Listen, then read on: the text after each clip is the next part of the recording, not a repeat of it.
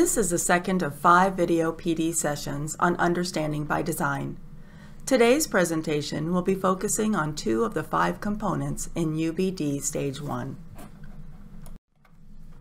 Our guiding questions for today's session are: what components make up UbD Stage 1 Identify Desired Results? How do I determine my standard or performance objective grouping? And why is it important to unwrap and stack the standards or POs? In our Circle Back activity today, we would like you to think about our last UbD video, PD session number 1. What are the 3 stages of UbD? Turn to a neighbor and share your answer. Let's review the 3 stages of UbD. Stage 1, Identify Desired Results. What is it that we want students to know, do, and understand at the end of the unit? Stage 2, Determine Acceptable Evidence. How will students show evidence of learning? And Stage 3, Plan learning experiences, instructional strategies, and formal formative assessments. To what extent is the learning plan effective and engaging? The overall design. To what extent is the entire unit coherent and aligned? Just as a reminder, a unit is defined as a coherent grouping of 5 to 20 instructional lessons around one main concept based on the Arizona State Standards.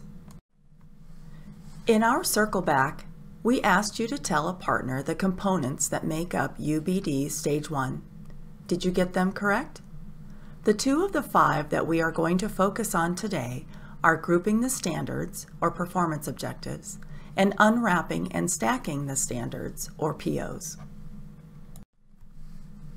Let's examine an ELA unit to see how curriculum and instruction grouped the standards for this unit. The purpose for grouping the standards in Stage 1 is to determine the focus for the unit. Another way to think about this stage is: what is it you want students to know, do, and understand? I'm sure that you noticed that there were highly leveraged standards, supporting standards, as well as constant standards grouped in this unit. It is important to have all 3 types of standards grouped in each ELA or other unit. Another thing to notice about all ELA units is that they need to represent an integrated literacy model. That means that the unit must focus on reading, writing, speaking and listening, language, and kinder through 3rd grade foundational skills standards. Having all of these in one unit ensures it is an integrated literacy unit. After you have grouped the standards for the unit, then it is time to do the unwrapping and stacking of each standard in the group. Let's quickly review the process. Circle the verbs. Underline the noun or noun phrase. Do this for each standard in the group. Note the depth of knowledge or DOK rigor, and code each of the standard segments. Let's model the unwrapping and stacking process with this 7th grade Reading for Information standard. Trace and evaluate the argument and specific claims in a text, assessing whether the reasoning is sound and the evidence is relevant and sufficient to support the claims. Here is the standard unwrapped. Notice that there are 3 verbs in this standard and they have been circled: trace, evaluate, and assessing. And here is the unwrapped standard stacked in a chart for easy readability.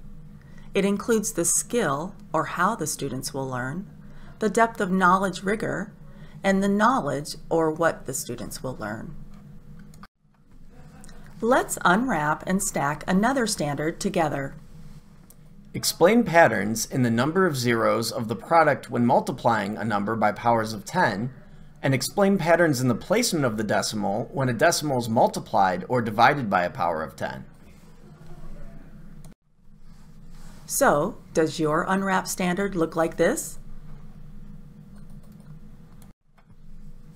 And here is the unwrapped standard stacked.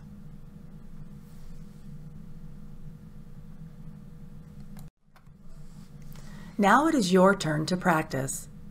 Please refer to the handout labeled Unwrapping and Stacking Practice and follow the directions given by your facilitator.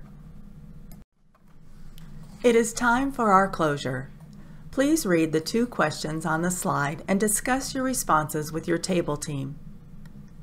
Thank you for your time and engagement today.